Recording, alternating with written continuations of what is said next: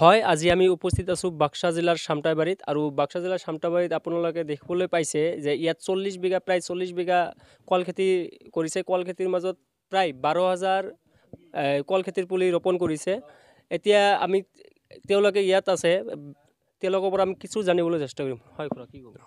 আমি ইয়াতে এইবাৰ এই কল খেতি মালভোগ কল আমি 12,040 বিঘাত ৰোপণ কৰিছোঁ।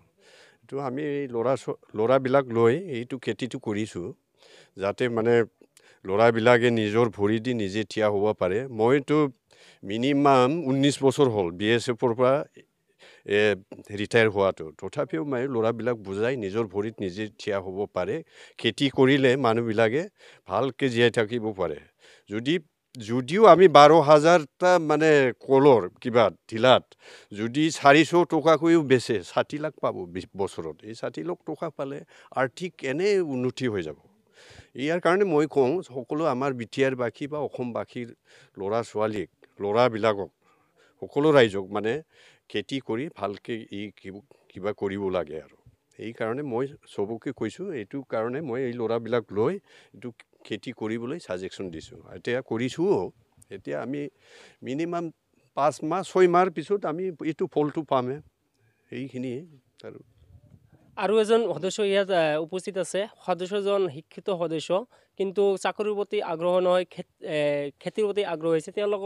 তেওঁৰ পৰা মই কিছু কথা জানিবলৈ চেষ্টা কৰিম। নমস্কাৰ, পোনপ্ৰথমে আপোনাক ধন্যবাদ।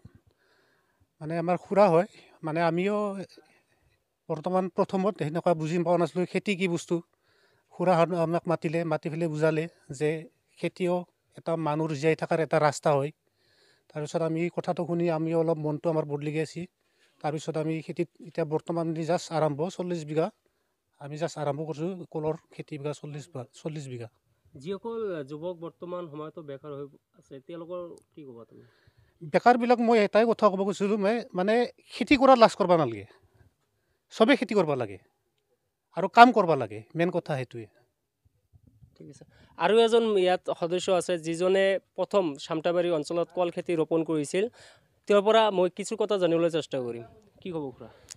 নমস্কাৰ, মোৰ নাম বিষ্ণু দৈমাৰী, গাঁও অক্সিগুৰি। মই 2003 চনত মই 5 বিঘা কল ৰুইছিলোঁ, মালভোগ কল। এই সময়ত মানে সেনেকৈ দাম নাছিল।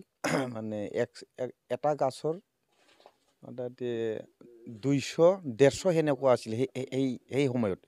কিন্তু আজি বজাৰৰ এই মালভোগ কল এক চৰাত মানে 500ৰ পৰা 600, 650 আৰু ভাল যদি 10 আখি 9 আখি হয় তেতিয়া মানে 400-700 লগিন পায়। কিন্তু মই ভাবছোঁ কি তাৰ মানে এই চব খেতিৰ কৰাৰ চাই এইটো এটা মোটা বিজনেছ। এইটো মানে এটা হিচাপত মানে 1 বিঘাত 300ৰ পৰা 320 সেনেকৈ ৰুব পাৰে। আমি 300য়ে ধৰিলোঁ, আমাৰতো 40 বিঘাত 300কে দিছোঁ।